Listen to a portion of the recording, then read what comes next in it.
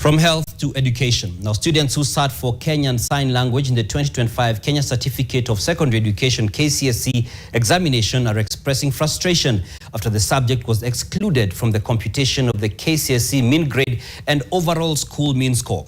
Although Kenyan Sign Language grades appear on students' result slips, the subject was treated merely as a decorative entry with no impact on either individual performance or school ranking. Neither the Ministry of Education nor the Kenya National Examination Council (NEC) issued any circular, memorandum or public communication indicating that Kenyan Sign Language had been withdrawn or would not be factored into the 2025 KCSE grading. This is despite schools being allowed to register candidates and administer the examination. Margaret Kimathi reports.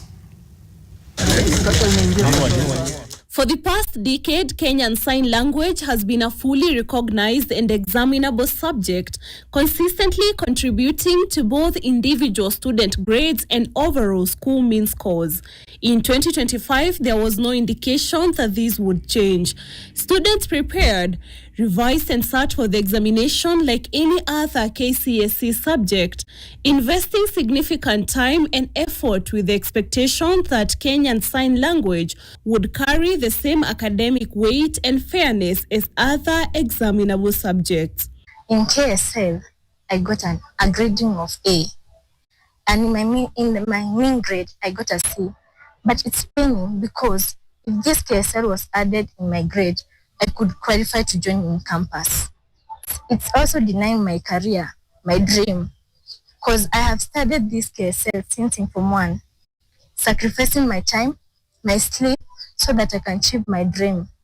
But now it's paining to see that I can't. Although Kenyan Sign Language grades appear on result slips, they were excluded from the final grading. The situation has left current Form 4 students in limbo, uncertain whether to continue with the subject or drop it altogether due to the lack of clarity on its academic value. After taking mathematics, the best performed language, then the best 5, we found that this one is not adding up. It was different. Therefore, Kenya Sign Language was not considered. Na hatutachoka hadi tupate haki ya watoto wetu ambao walitoka last year, hawa watoto wetu ambao wako Form 4 na wenye wako Form 3, kwa sababu hawa watoto they have sacrificed for that subject. Mwalimu wetu wamejitoa mhanga kwa sababu ya kufunza hao watoto. Hakuna shule unaweza pata mtoto subject ama shule mzima subject wanapata mean grade ya A ama A- kama hakuna kazi imefanywa.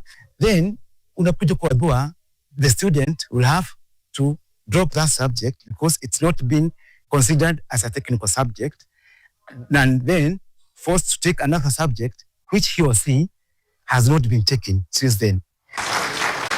However, a different picture emerged during the release of the 2025 KCSE results when the Ministry of Education indicated that Kenyan Sign Language had been considered in the grading process. The 2025 KCSE examination results have been graded using the reviewed grading system in which the overall grade at KCSE examination considers mathematics, the best performing language among English, Swahili, and Kenyan Sign Language, and the best performed 5 subjects. Busia Senator Okia Omtata has criticized the government over what he termed discriminatory grading of Kenyan Sign Language in the 2025 KCSE, arguing that the subject was only counted for candidates with hearing impairments. In a letter to the Kenyan National Examinations Council, the senator is demanding that within 7 days, NEC provide the total number of affected students, recall and recompute all results to include Kenyan Sign Language scores, issue a clear policy to ensure fair grading for current Form 3 and Form 4 students, and temporarily suspend registration for the 2026 KCSE until the matter is resolved. We are calling for inclusivity. Like in 2024 bill, we have seen there is a proposal that all regular schools must be taught Kenya Sign Language. And nobody opposed that in Parliament. Candidates 2027, the final class of the 844, they are about 100. And now the question is, should we register them KCSE with the Kenyan Sign Language? Or are we going to register them and then find that they were not, their grades in the KSL were not considered? So it is the high time that the government comes clean, the ministry gives maybe a circular.